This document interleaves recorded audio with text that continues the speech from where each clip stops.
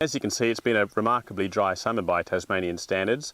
So we haven't done much of a pasture composition assessment or anything like that. Everything's just bone dry. But we have marked out the plots for our small farm pasture renovation trial, and we've been taking soil samples as well.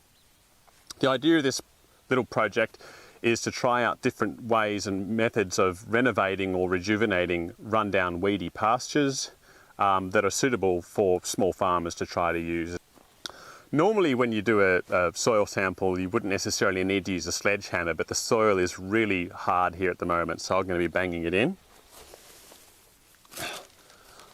I've got a sample bag here with a fair bit of soil already. I've taken it about 19 samples so far. I'm doing 20 of them, and I've got a little PVC sampling tube here. So what you do is do a sort of zigzag or just dot points across the paddock.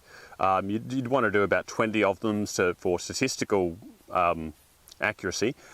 And you avoid obvious differences like stock camps or areas where hay's been put out, or ditches and things like that, where the nutrient status of the soil is going to be different to the norm. Anyway, so just create a spot. You could normally, you can just dig it with a shovel or anything else you want. These tubes are pretty handy. I can't get it in like that today. Everything's too dry and hard, so I'll just bang it in like this.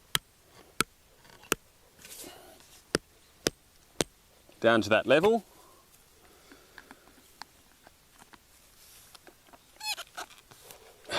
Got the sample out. Then it's just a matter of getting it out of the tube.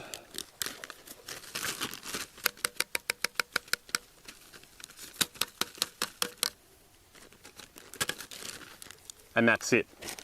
This can then get sent off to a lab and tested for nutrient status.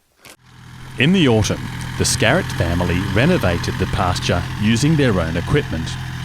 Trial plots had a mix of treatments, including tillage, herbicide, fertiliser, compost, and different pasture types.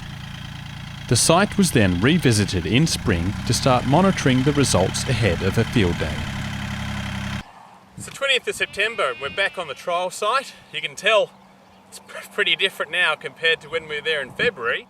A lot of grass has grown up. What we're going to show you today is just the practice we've been using in terms of how to monitor a pasture and, being able to compare one thing versus another to try to discern the real differences between them. The differences in how much clover versus grass, lots of grass versus not much grass, and also how much that pasture is worth in the guts of your animals in terms of how much protein and energy and fibre is in there.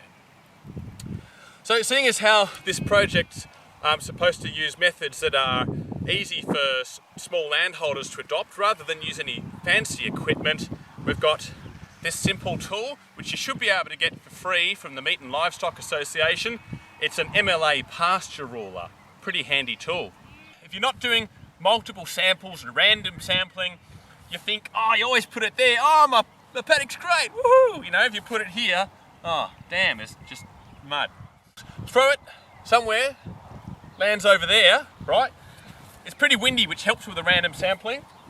So what it's done is where it lies, then we've been doing a quick, rough sort of composition made up to 100% of the different kinds of pasture plants you've got there. And right here, unfortunately, we don't have much grass.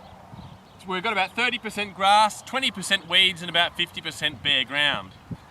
And then to use the pasture ruler, it's not going to give you a great result here, but you put it right flush on the ground there, you slide your fingers down until you hit where the pasture's at. If there's one outlier that's really tall, you ignore that, you go down to where you're really hitting the pasture. And here it's about 1400, so the number of 1400 kilograms of dry matter per hectare. Those readings will give you how much weed, clover and grass you've got, how much amount of pasture you've got, but it still doesn't tell you the protein and energy sort of levels. So for that, you'll need to collect the pasture and send it off to a lab. It's not a very expensive process. It's usually cheaper than a soil test. And so once again, from each spot that you're sampling, the bare ground bit for the high grass bit, you get some of that pasture. Kind of, as much as, you imagine a grazing animal would graze away at it, stick it in the bag. Don't get dirt in the bag because that will really stuff up the results. And again, try to get a representative amount of each area, which is pretty hard to do, and there's bare ground and bits of weeds and things like that. But you'd put that in as well so that you get your average result for the whole pasture coming back to you.